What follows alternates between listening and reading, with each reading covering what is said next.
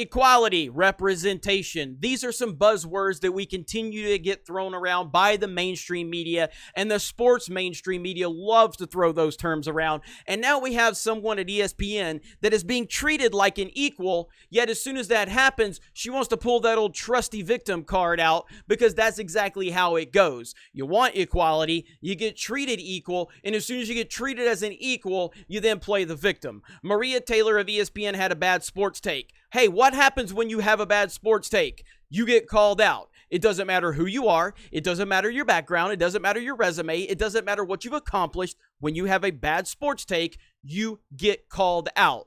Well, she gets called out by Doug Gottlieb of Fox Sports, and suddenly what does she do? She plays the victim. Here we are over on Outkick. Fox Sports' Doug Gottlieb called out ESPN analyst Maria Taylor for leaving Anthony Davis off her All-NBA ballot. ESPN analyst Maria Taylor was revealed to have left Anthony Davis off her first, second, and third All-NBA team, a mistake even she admits. But criticism from Fox Sports' Doug Gottlieb sent tempers flaring on Twitter. Gottlieb questioned her experience, and he has every right to do so. If NBA voters don't want to be criticized, then don't vote. And it says, inexperienced sports analysts, men and women, will always have to demonstrate their knowledge of the game. If you lack experience and make a questionable decision, you will be challenged. Right now, Maria Taylor feels called out as an individual, but Gottlieb's real gripe is with any inexperienced person. Taylor votes for prestigious awards in today's game, and any mistake could cost an athlete at the negotiating table.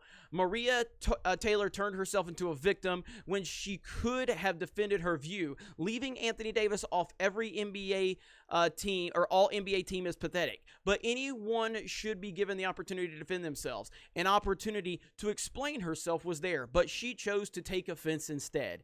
And here it is. She goes, wow, it's been a long week, but if everyone could now would like to take away my voter privileges because of a clear mistake, feel free. And then she says to Doug Gottlieb, because he says, why does she have a vote? Real question. She is a studio host, sideline reporter in her first year covering the NBA. She works a ton, just not in the league. No reason for her to have a vote. Because I played basketball, I cover the league, and I deserve everything I've worked for. Oh, what happened to that equality there, Maria Taylor? Suddenly you don't like equality. How this should have gone. Taylor should have taken the clear shot Gottlieb sent and turned it into a positive stride for women's sports. Any person who votes when they know their choices will be made public should expect to be questioned when they make a mistake. Remember when Boston Globe's Gary Washburn voted for Carmelo Anthony to hijack LeBron's unanimous MVP? His entire career was called into question, and he never once uttered a victim's mentality. Washburn instead wrote a 750-word piece to explain his vote. Maria got defensive when the same criticisms came her way, and now bigger storms come. We had an opportunity for Maria to bring us closer to fair NBA voting, but instead harp on the exchange between Taylor and Gottlieb on Twitter. Gottlieb will likely be forced to apologize by Fox Sports, but he shouldn't have to. Grown men and women covering professional sports in the public eye should be able to handle the heat. No one is excused from that criticism. Not men, not women, nobody. That is absolutely 100% spot on. And it says right here, I have more thoughts, but quickly, Gary Sheffield Jr. nailed it here. Gottlieb will likely be forced by Fox Sports to apologize, but he shouldn't have to. Like I just said, grown men and women covering professional sports in the public eye should be able to handle the heat, and that is exactly it. But this is the left-wing narrative continuing to take over the sports media. You're a victim now. You want equality. You want special treatment. You want equality. You want representation, but it's really special treatment that you're looking for, because you do have a vote. You do have a vote, and you can vote for whoever you want. But if you have a bad take, and leaving Anthony Davis off of the All-NBA team 1, 2, or 3 is a bad take. So Maria, you're being held accountable. You're getting the equality that you so desperately have strived for your entire life and career, overcoming obstacle after obstacle. And here you are with the equality that you want. But as soon as you get the equality that you want, you play the victim card, because of course you do. Now, I've always liked Maria Taylor. I've always enjoyed her reporting on ESPN, but she needs to be held accountable for this. Playing the victim when you are being treated as any other person in sports media.